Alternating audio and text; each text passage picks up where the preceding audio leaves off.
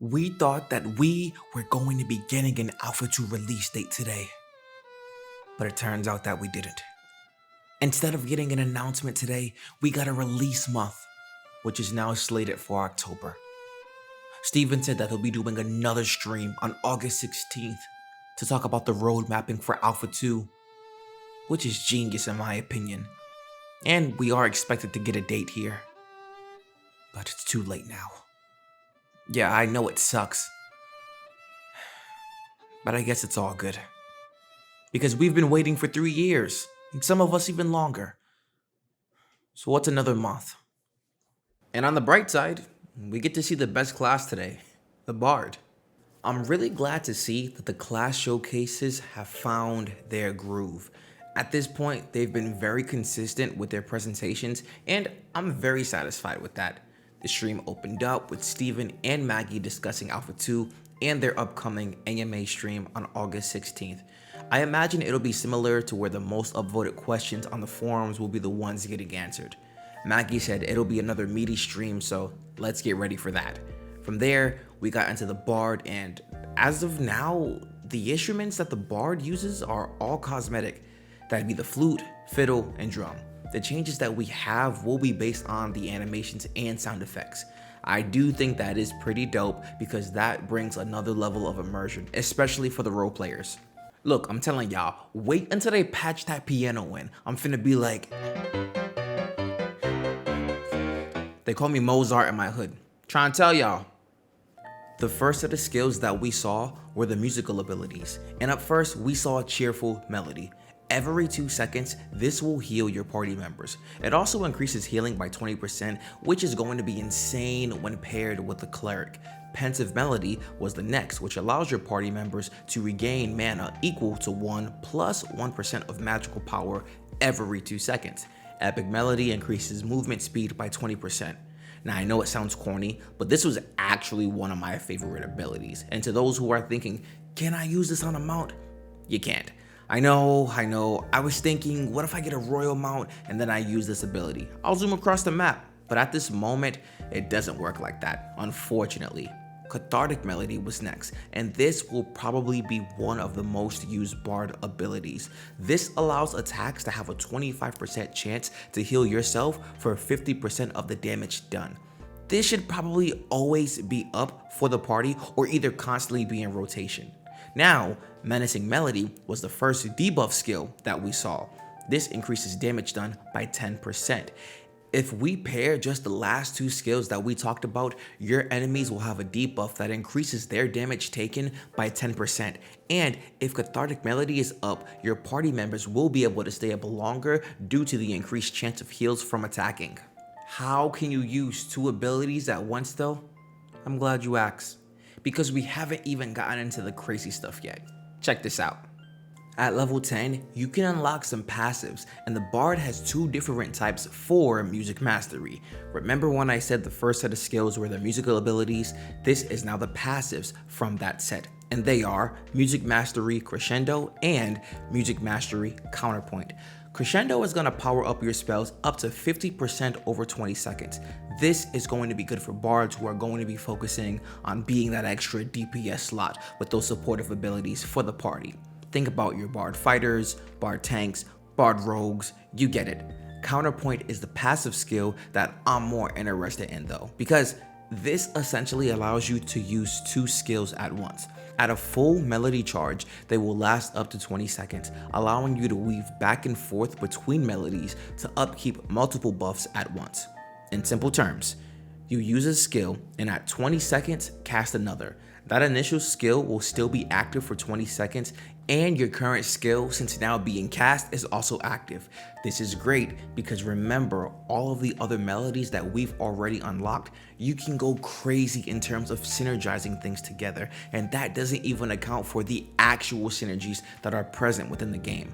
I think during Alpha 2, for those that dare to play Bard, we're gonna see a lot of different setups when it comes to mastery. The other 2 sets are Dance Mastery and Song Mastery. Flourish was the next skill, which allows you to slide forward, and you can even move in different directions with it. You can also use this while casting other abilities, and you also gain pep. The dance abilities were up next. Shielding Dance heals yourself and nearby allies every second, and you apply up to 1 instance of shield to each target. The shield gives you 400 health for 15 seconds. Really cool defensive ability here. This probably was the coldest animation skill out of the showcase. Nimble Dance was up next, and this grants Nimble and Pep to yourself and allies every second. Now, with the Nimble, you gain 50% base evasion, which lasts 5 seconds, and Pep gives you a momentary 20% movement speed boost, which also lasts 5 seconds. The initial movement ability we talked about, Epic Melody, and Nimble Dance do stack, so that'd be an increase of 40% movement speed. This is pretty cool to me, because you may be able to build a very supportive, quick, handsome bard. The mix-up so far are wild though. Mesmerizing Dance mesmerizes all nearby enemies, applying incapacitated for 10 seconds. There is a diminishing return here though, because after you incapacitate someone, they're immune to being incapacitated again for the next 10 seconds. Now, I thought this was kind of cool because as broken as I want my bard to be, I guess it makes sense to, not be able to spam it.